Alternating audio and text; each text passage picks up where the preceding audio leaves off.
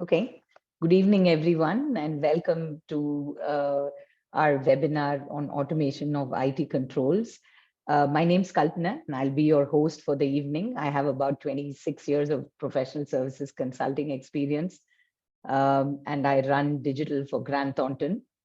Our promise is to make digital change simple for our clients, and in keeping with that promise, we believe that controls is a very, very important aspect of allowing us all to run faster with digital so that we know when we can apply brakes and the system will actually work.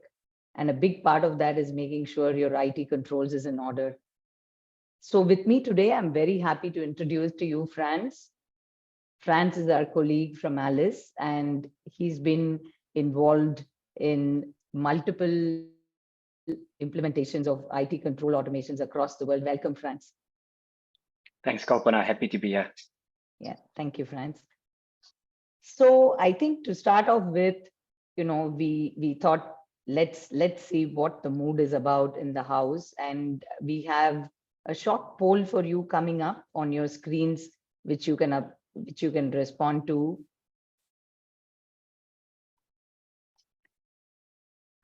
What do you think has happened in the last couple of years? Have you done a lot more of testing, lesser testing than normal, maybe automated a lot, and therefore maybe not so much of manual or automation is actually over here. This is only just testing. If you can respond.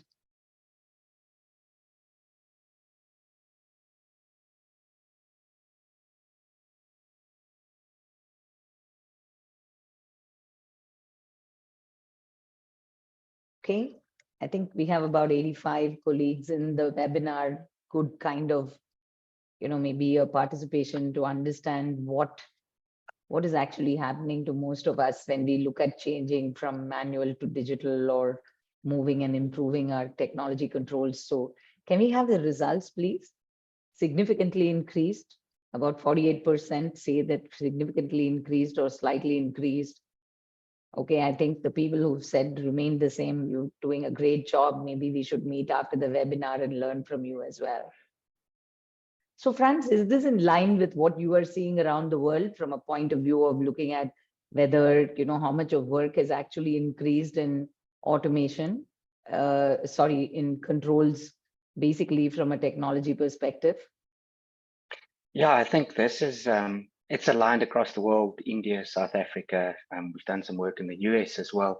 And it's simply as a result of companies moving more into technology and applying technology within their operational spaces. And IT controls need to move along with it. And thus it's increased. Right. Right. And can we have the next poll, please? We have another follow-on question for all of us here.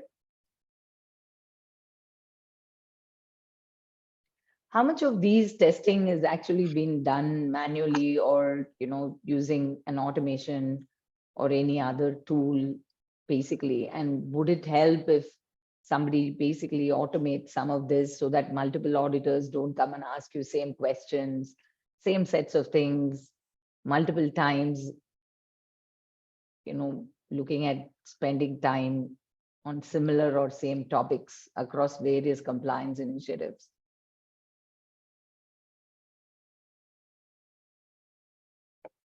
We'll give it a minute.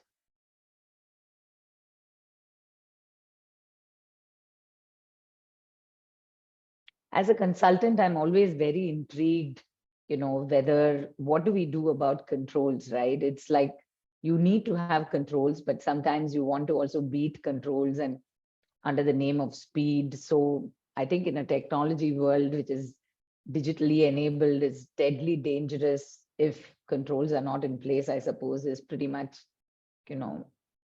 catastrophe waiting to happen. So may we have the results, please? Right. I think 20% of the people have automated controls, and we'd be looking forward to you raising some questions post our discussions on Alice to see whether is the automation level the same like what we are expecting in Alice or much better or much lower. It'll be very interesting to understand. And Of course, we've automated some controls and not yet started is also about a quarter of us nearly there. Okay. Okay, great. Thank you. Thanks for that. And Franz, any comments on our poll results from you? Well, I mean, it's clear that more IT control testing is required. And in order to meet that coverage and scope that's been placed on the internal audit, external audit, or any other assurance provider, you need to automate. Otherwise, you're not going to get to everything and you're not going to de-risk the environment that you're testing sufficiently. Right, right. If we look at probably, why are we, talking about this now? So why now? If you look at the compelling reasons why you need to automate IT controls, I think top of my list would be the number of systems, because you have there are many systems which are business facing, which are external facing, sometimes, for reporting purposes. And there are several other interlocks between multiple systems and so many interfaces outside, maybe with changing business models. Second one, of course, is the entire explosion of data per se, right? So from a perspective of looking at, okay, how much of data did I have when I started using a mobile phone versus now, number of apps, even on a personal basis, or you multiply that for a organization, it's tremendous. Of course, the last but not the least, I think the whole point about the whole digitization, the amount of advancement that's happened just in the last couple of years post-COVID. Franz, what are your thoughts around that? Yeah, I think we've always been moving in this direction, and COVID was sort of the accelerator that we all needed. But I think it was good. With COVID came remote working, so you have to enable people to work from anywhere. As you said, the increase of data and complexity of systems, along with that remote working, has driven us into an era where we need to apply technology as audit as well, not just audit around the system, but through the system, and then automate what we do. I think some of the benefits that have been realized through this is enhanced governance mindset. That's something we've seen, where previously, where you manually performed your audits and we would go out to customers on an annual basis or an ad hoc basis, they could prepare for that audit. They could make sure that their environment is clean, and it was sort of a temporary governance mindset, where when you start to automate and continuously run controls, that governance mindset becomes more permanent. And your first line of defense is much more aware of the controls within the environment. I think another thing is sort of the optimal cost of compliance and cost reduction and efficiency that we're looking for. Although there might be some initial investment when you automate controls, because it might be you need to get to the data, and you might need to rethink how you perform the control procedure. But once you have automated it, your optimal cost of compliance becomes a lot less than what it used to be, and you can run the same controls every day throughout an environment, and increase your scope and your testing throughout that environment as well. So I think another sort of one of the benefits is just real-time monitoring with the continuous monitoring, where if you looked at an environment once a year, you could only raise findings or risks or issues once a year. Where now with the automation, you can have a look at that at a daily basis and be a lot more proactive in terms of addressing and remediating the issues that are identified within the environment. Right. I mean, this all appears to be music to my ears, right? As a person who probably wants maybe most of the things done and dusted very quickly. What would you say if, for example, today we implement Alice? What will be the kind of maybe the process, the split of what remainder work would humans still need to do? Because obviously in the end, it's a human plus machine combination.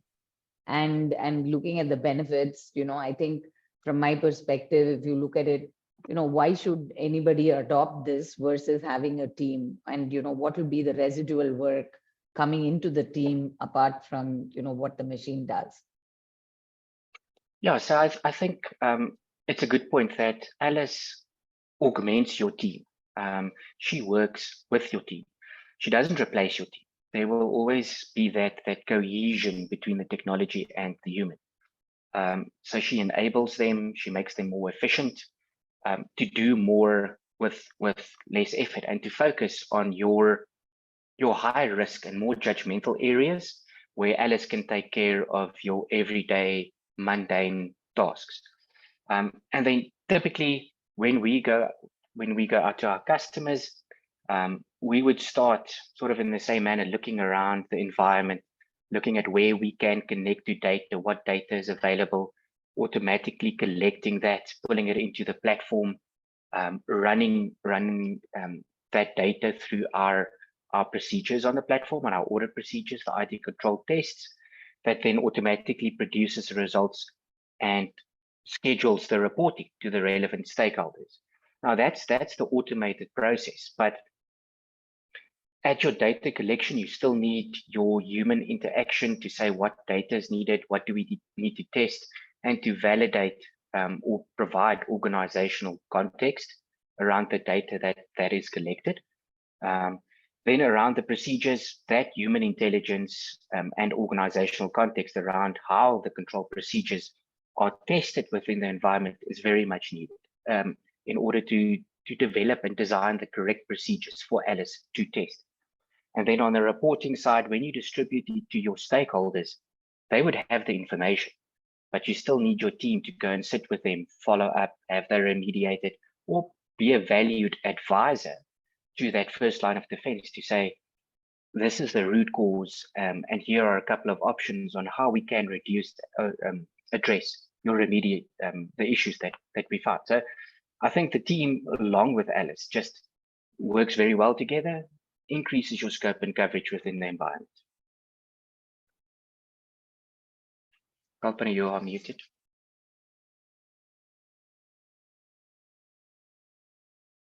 I'm just imagining that if I'm, a business stakeholder instead of an auditor, I'm assuming that at a real-time basis, I would be able to interact with my entire team to see whether, okay, if I'm a control owner for line of defense 1, where are maybe some of the, gaps happening. So can you give me some examples of what sorts of IT controls, like whether is it patch management, identity and access, or is it possible to apply this on cloud? So where do you see the actual application of automation of IT controls in your experience? Yeah, so for us, we started with sort of the base or the foundation of the IT controls, looking at your user profile management, making sure that dormant, inactive users are removed, as an example, making sure that passwords are reset and that the password configurations that are applied on an application level meet the required standards and the policy of the company where Alice is deployed. I think in our experience, most breaches that happen either from the end user or from configurations that have not been applied, your foundational IT controls. And that's why we started our focus on that. We are expanding that. We're going into the cloud now, where we actually test the cloud and we look at the specifics around the cloud, looking at your costing, where your resources are deployed and what resources are deployed, and whether those resources meet your security standards that you set as a company. I think those, because the cloud provides a lot of flexibility to your resources or to your developers or IT resources, it also brings in a lot of risk where you might have development resource being deployed in an area within the world that is not compliant to your specific data governance frameworks that you need to adhere to, or even without the relevant security posture or security score in place, and might open up your entire cloud environment to vulnerabilities. So that's sort of, we're very much focused on the on-premise as well as the cloud, and then also a digital transformation assessment that we find very useful for our customers that are moving from on-premise into cloud. Provides you with a roadmap, sort of where to focus your efforts in modernizing your IT environment as well. Right. And I'm assuming that, for example, even in website or certificate management or these kind of things, because with the whole COVID, I think many people have gone and changed their models to being digital, where they have public websites. So I'm assuming that the usage can be extended to that as well, right? Yes, yeah, no. So Alice tests public-facing websites, looking for specific vulnerabilities identified according to OWASP, as well as your certificates, just to make sure that your certificate is still valid. It's got the correct encryption. It's from a trusted provider, and it doesn't expire within the next 30 days. As an example, that's sort of value added as an operational control, so that the IT department is aware when a certificate expires and you don't experience downtime when it just expires and you haven't replaced it yet. Right. So I think one of the things that I'm always asked by clients is, look, this is all great. This is the capability that, we can jointly deliver. But have you done this before? So Franz, have you done this before yourself? And what was the problem, the client problem? If you can share with us, what was the client problem? Yeah, so we were approached by the CIO of a large global mining company. Mm-hmm. And because they are listed both locally in South Africa as well as on the New York Stock Exchange, they had to adhere to SOX, US SOX, in terms of their compliance. So they were being tested by internal audit, by external audit, and by SOX auditors. And audit fatigue was a big challenge for his team. Compliance got in the way of their day-to-day operations. And they were collecting and producing the same data for internal audit, external audit, and SOX auditors, but doing it on a regular basis. So his team, it created a lot of conflict between the audit teams, as well as his first line of defense management team that needed to do all of these audits. So his request to us was, please, can you come and assist us? We need to create transparency across the 3 audit teams. They need to look at the same data, and we need to automate the controls, just so that it doesn't take effort from his first line of defense team to produce these audits. They had about just over 400 SOX controls that they wanted to automate. Now, the first thing when we went to them is 400 is a big number of controls. And for any automation project or implementation of technology, if you take on such a big chunk of work, you can lose interest in the project very quickly if your stakeholders do not see traction. So our first objective with them was we performed an automatability assessment. And this is the assessment we did with the control owners and the data owners and the system owners to work through the 400, their controls library. And we looked at availability of data, whether the data is structured or not, how many control owners are involved in the control process, how digitized is the control process already. And after that assessment, we could provide them with a prioritized roadmap of controls that we think we should start with. So we identified 50 controls initially as a phase 1, and we then automated those controls for them. So it was a 3-month development process, the automation that we did for them. But after the 3 months, we had the 50 controls automated for 18 systems within their environment. So it's the same 50 controls, but running across the 18 disparate systems. So collecting data from different systems. They didn't just have one system. And this has been implemented for them now. And just the visibility that it created for their team and the time it saved was amazing. I think where they used to, on a monthly basis, probably spent about a week with auditors each month. That's gone down to 3 or 4 days, or 2 or 3 days within a month that they actually spend on these controls. Right.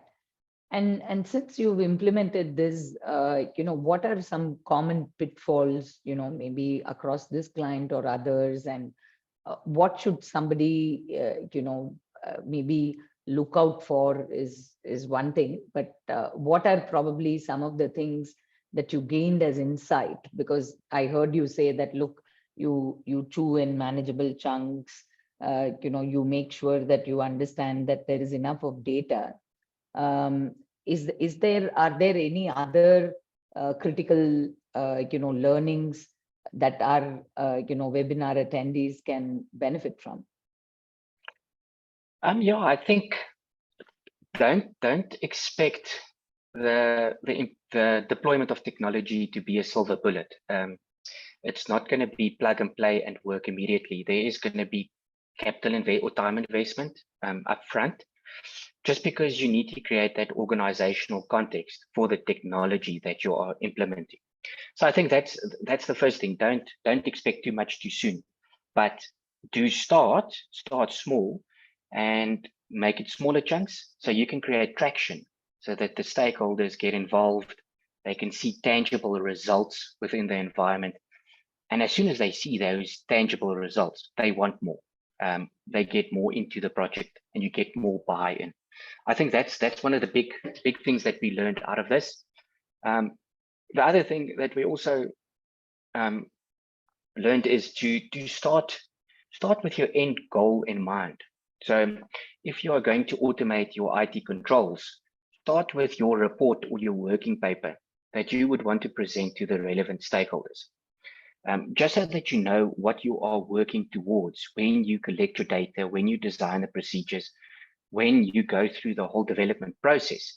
If you've got that in mind, you'll reach a goal or the end goal that you want to reach, and your stakeholders would be happy with that end product, which is all that they see once you've automated your IT controls, because the system runs everything for you.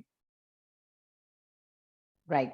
And I'm assuming, Franz, that it will follow an agile development method, which means at least from a rapid deployment and sprint basis, people will be seeing small successes in reasonably, reasonable time intervals, so to speak, right? Yes, yeah. Apart from following an agile methodology, we don't have to develop a set of 50 controls. You can develop one control, deploy it, and productionalize it, and they can already start testing and using that control.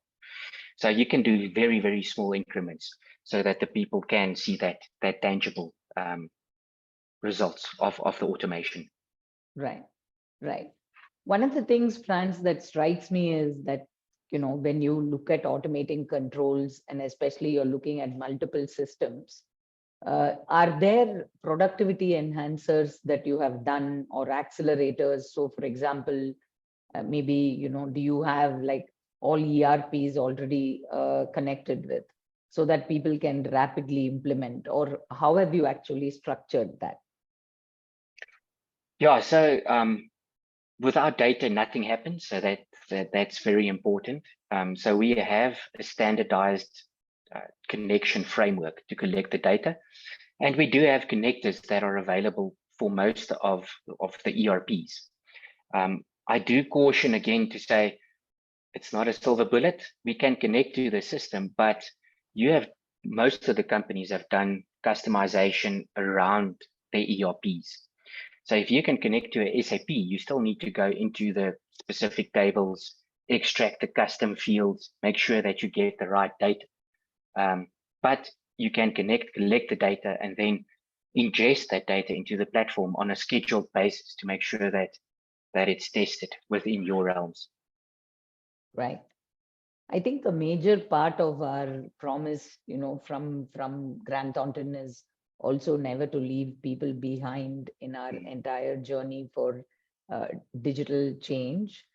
So if you look at maybe your client and what are some of the critical skills that, should reside within a client so that they can carry on, the whole control automation, review and maintenance, what would some of those skills be? Because I'm sure our attendees are keen to know, look, can I use, maybe some of my talent? And obviously our end game is to make the client sustainable and not to be, at their premise forever, from that perspective.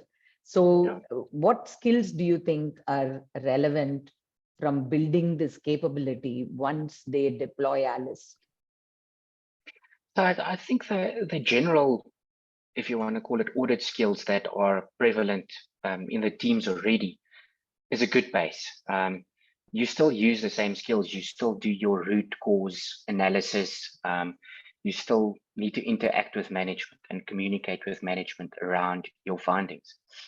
What may need to happen or enhance those skills is to start thinking digitally about your procedures. When you perform an audit procedure manually, or even as first line of defense, when you've got a control that you perform manually, just automating the control as it is performed is not necessarily always the most efficient. So I think that concept around thinking digitally is also very important. You need to redesign your control. As an example, we've got OCR capabilities within Alice to ingest scanned documents. As say a new user access has been approved via a form that's signed off, and you need to test that as the control to see that the appropriate person signed it off. Now you can use OCR technology to convert that unstructured data into structured data and then run a procedure on that via Alice. But it might not be the most efficient. If you rather introduce a system where new users are added and you got a workflow on that system where it's approved and you can directly source data from that system, it's a lot easier to test. And it's also probably more efficient as a control perspective, as a first line control perspective. So in certain cases, I think that's very important to think digitally and then learn and relearn. That's also, I think, one of the most important skills going into the future. Great. Thank you, Franz, for sharing some of the insights from across the world and where, perhaps you've had experiences with global clients. We also have Akanksha. Akanksha is a bright young manager with digital, and she has experience of working in this domain with a few clients from India as well. Akanksha, welcome. And why did your client embark on this journey to automate some of the IT controls? If you can share with us, that'll be great. Yes. Thanks, Kalpana.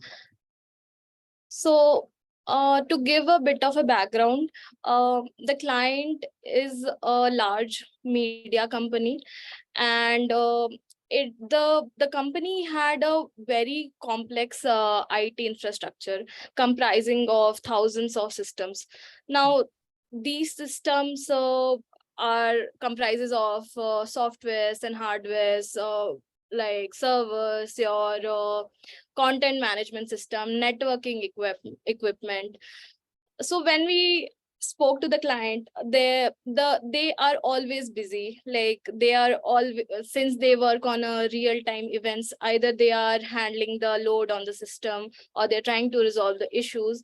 So the client wanted to leverage an automation tool which will actually help them, automate their ITGC controls and implement a continuous monitoring so that they can reduce the overall manual effort as well as streamline the control testing. So this would actually ultimately enable their IT team to focus on the other critical tasks. So to summarize, I would say that their main motivation in reaching out to us was, first, they wanted to reduce the risk of errors and oversight. Second was they wanted to free up their time and resources. Third was they wanted to provide a real-time visibility. And fourth was they wanted to enhance the security. Okay. Now, and how did Alice help in this journey, Akanksha? Right. So since the client had a very complex system, the first thing which we did was we followed a 4-step approach.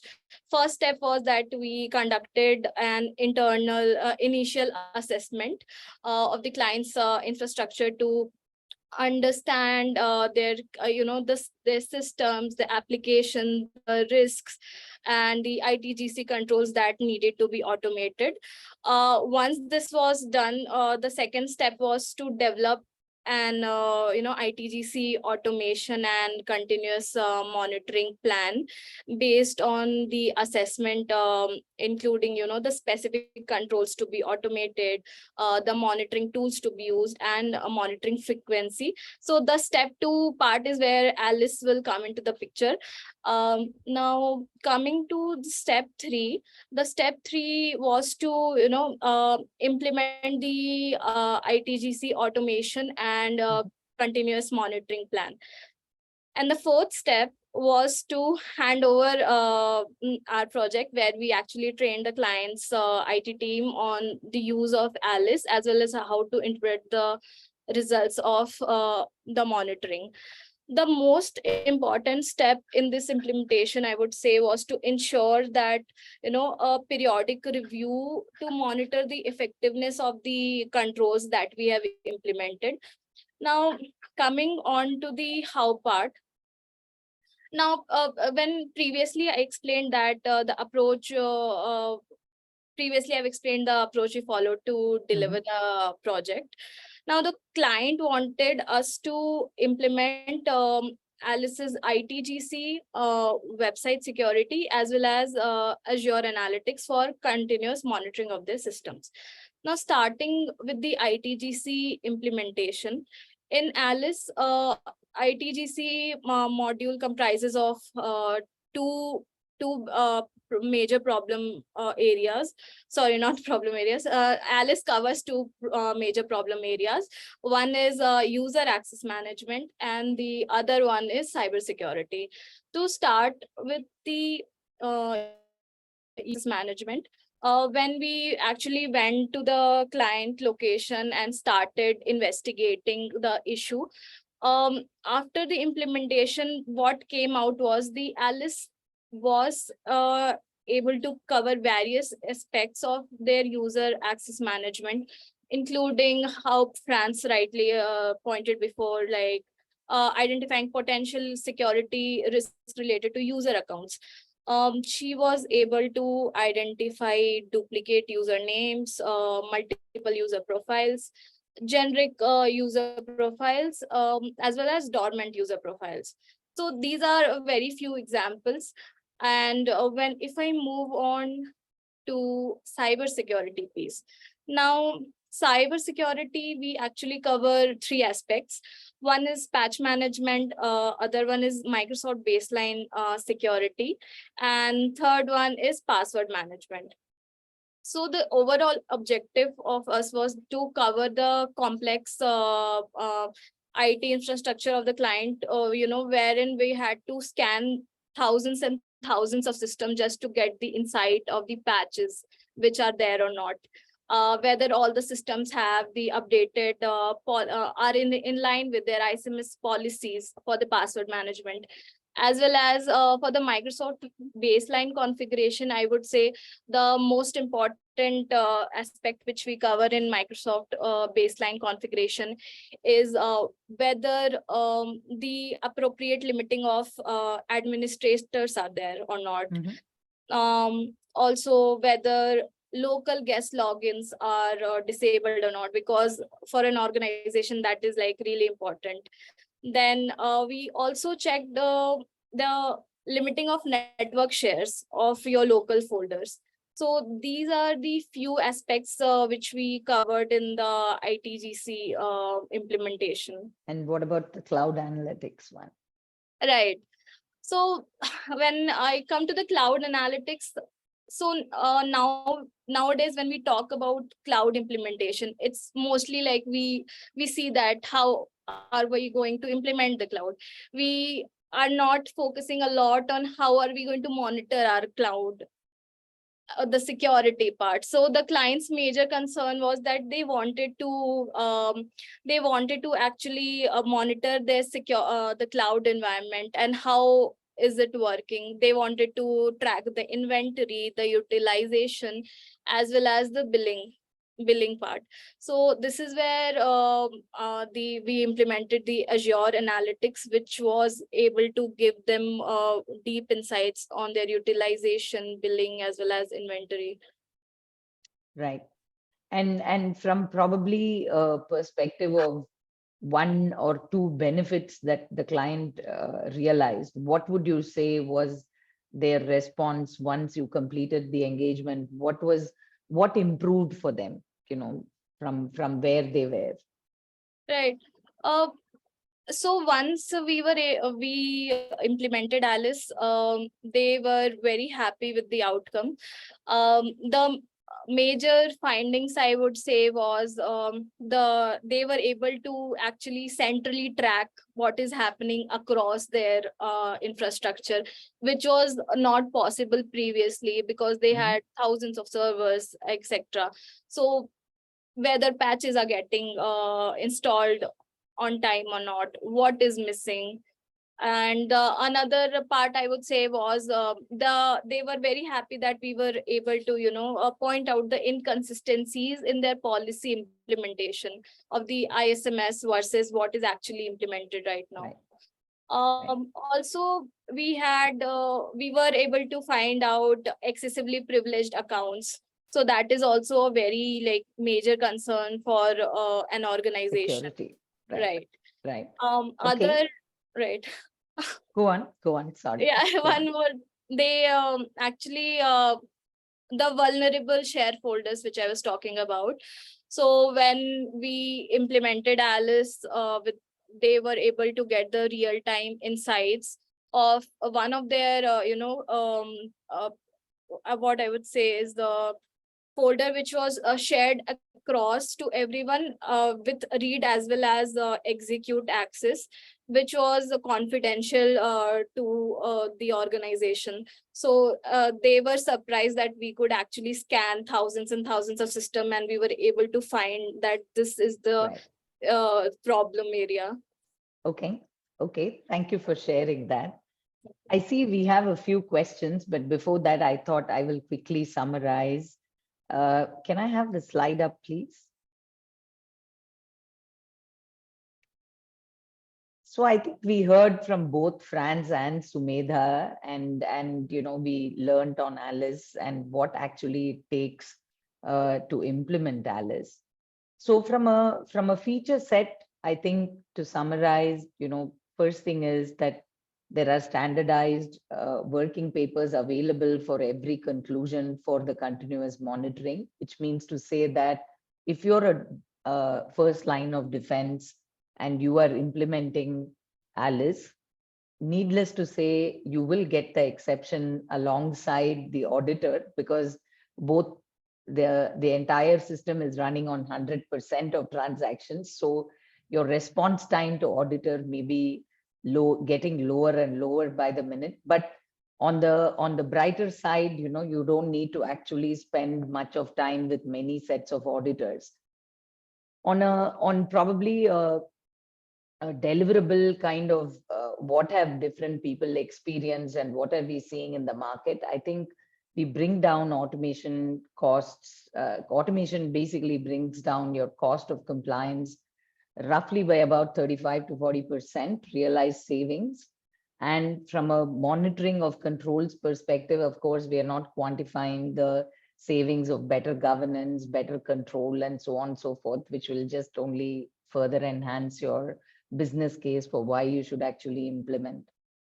If you look at the platform, what is so different from maybe anything else? Because essentially Alice can be a place where you can potentially have all the features of a process mining platform, because the minute you configure, wherever your process breaks, she will actually tell you that, look, this process has changed or broken, so this control may not work anymore.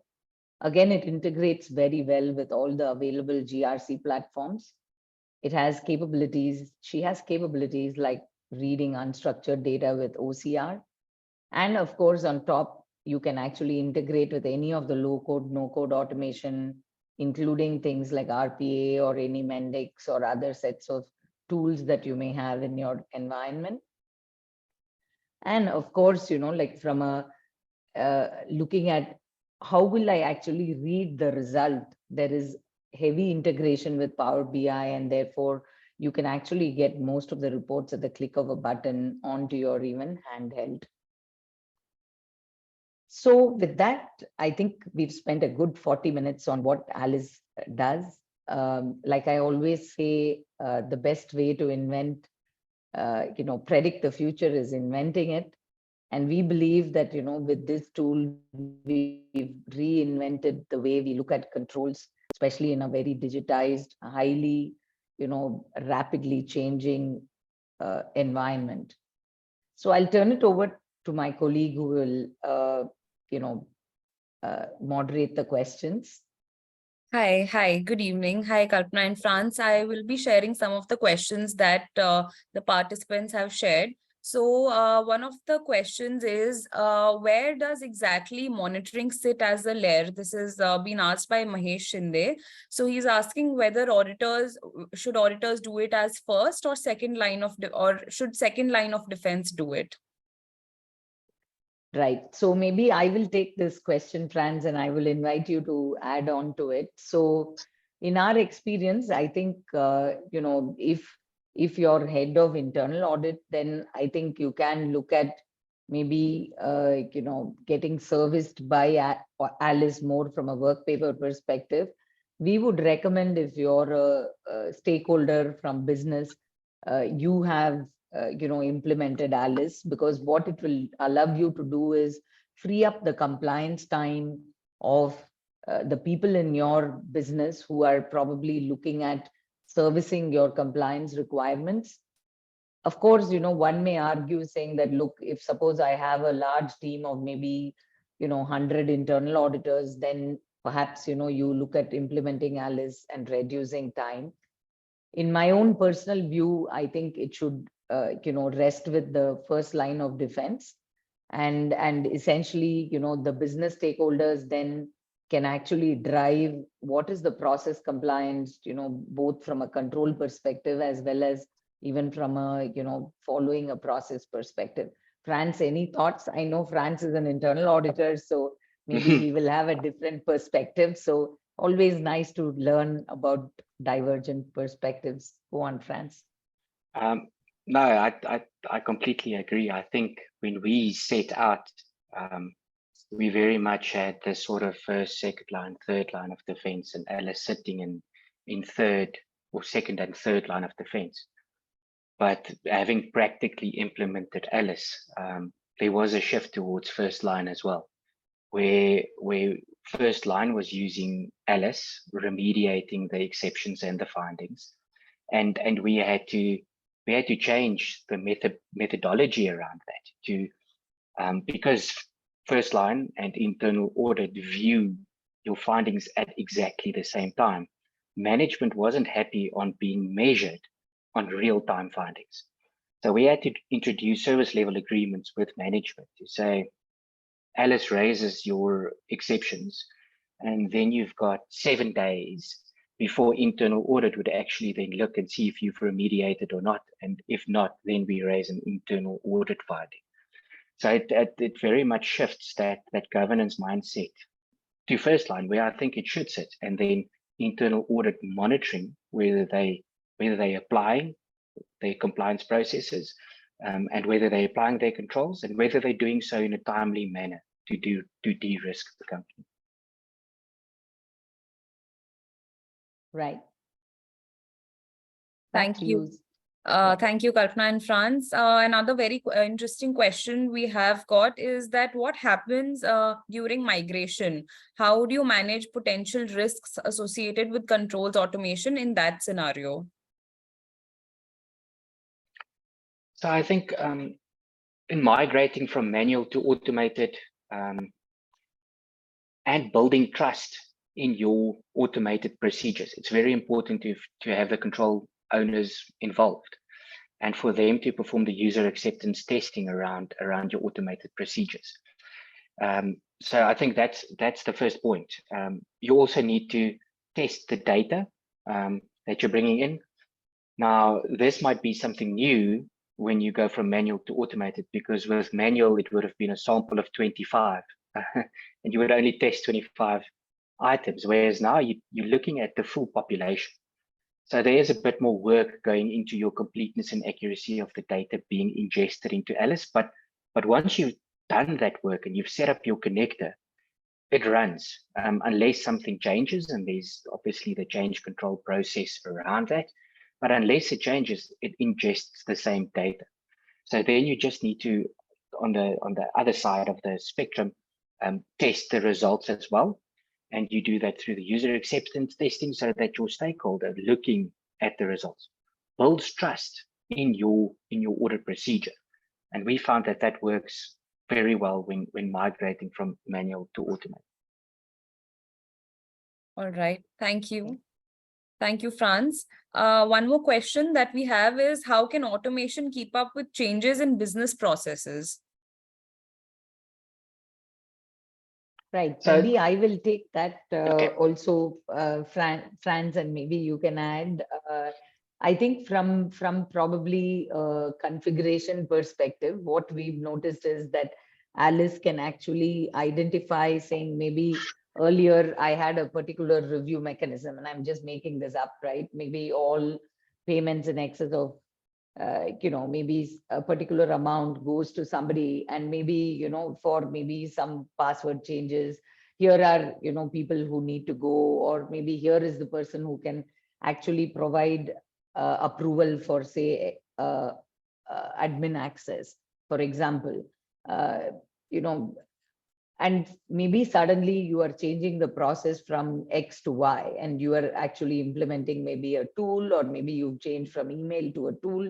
What then happens is that there is appropriate, maybe advance notice from Alice saying that, look, there is something breaking here because it's not working anymore. I think that is good enough warning when you know that business process is changing. And of course, if you have, like, let's say, a 10-step and only a half step is changing, it'll help you to shine a torch on what is changing and then accordingly configure Alice. Is that right? Franz, how did I do on that? Yes, no, I think that's perfect. It is something we had to cater for because change is becoming more rapid within companies, and business processes change as they deploy technologies. And rightly said, Alice sometimes identifies where business process has changed owing to it not working as it highlighting different issues within that process. And where you've got rapid change within an environment, I think most of that variability and sort of dynamics is dealt with on your connector side. So if you've got new systems, you deploy a new connector, but it still supplies the same data to Alice to be tested. And then where you've got a process change, you deal with it through the configuration within Alice. So if the overall control hasn't changed, but the parameters that Alice needs to test against, you would just configure the new parameters within Alice to test it. If it's a completely new process control, you would have to adjust some of it, but with agile methodologies, it is quite quick and rapid to make those changes and adjust to the new process. Right. Thank you both. We can maybe take a couple of more questions before we begin to close the session. One more question that we have is if you both could elaborate and shed more light on digital thinking, and can auditors recommend process redesign to adopt technological advancement?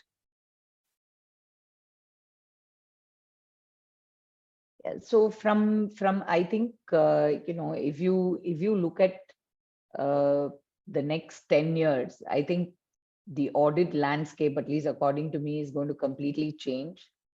You're going to have people who are combination of cyber plus audit or blockchain plus audit. And we are already seeing those changes in at least the financial services segment. where, maybe the industry is very highly regulated, and therefore, maybe a lot of, redesign is happening from a perspective of what should I actually adopt or adapt to in case, I'm looking at a particular control standard. However, while the auditors are getting equipped with this, I'm not sure that it's the job of an auditor to look at redesigning or process redesign, because then, it looks almost like they're auditing or marking their own work.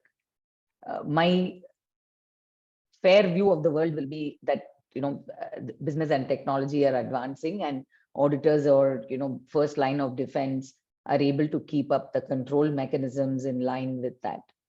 And from a probably a digital thinking perspective, I would think that rather than only digital, you need to probably rephrase perhaps, to the participant to say that it should be human digital thinking or digital assisted, human thinking, or whichever way. I think overall it should be human plus machine in this scenario. What do you think, Franz?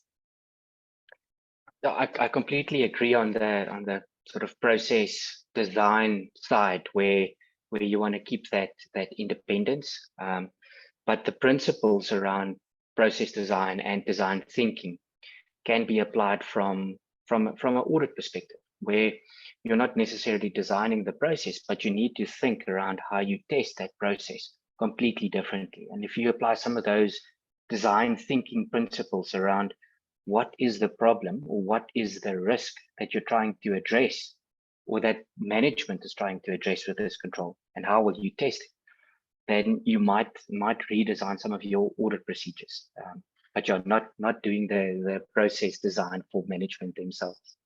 Right, of course. Thank you, Kalpana. Franz.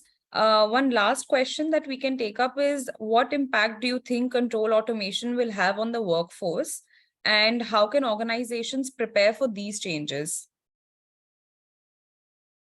So I think from my point of view, maybe if you look at the workforce, and here I would include the workforce of both first line of defense, second, and the audit, community as such inside the organization.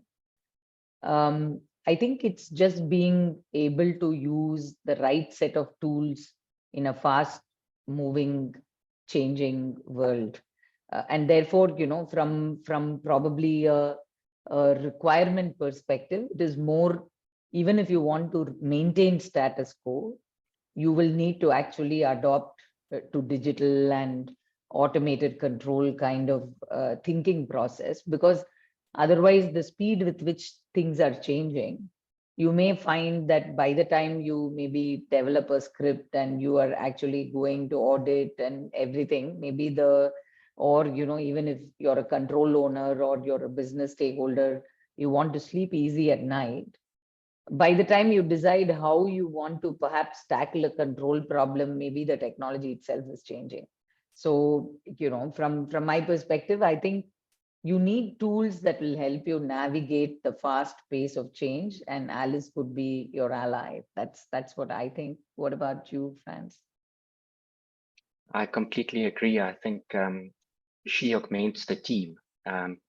She takes away those mundane tasks and provide them with time to focus on the professional judgment areas and the high risk areas. She provides you the opportunity and the space to focus on interesting work, if you want to call it that, versus your ticking and bashing that you would normally do as an auditor. Right. I think we've had a great evening with a lot of interaction from the audience. Thank you all for attending the webinar. I hope you found it as useful as what we did. From our perspective, just to summarize, look, Alice is just one of the mechanisms or tools. If you look at the community and you look at the type of advancement that technology has had, and then you look at saying, okay, how are we going to manage the speed of technology because the whole joy of driving a Porsche car is making sure that the brakes work. And in this case, it's controls. And if you automate those controls, you can rest easy. That's what I would think. Thank you, Franz. Thank you, Akanksha, for all your time today. And thank you very much, audience and organizers, for your support and patience. Thank you. Have a great evening. Bye. Thank you. Thanks for having me. Bye-bye, everybody. Bye. Bye. Everyone.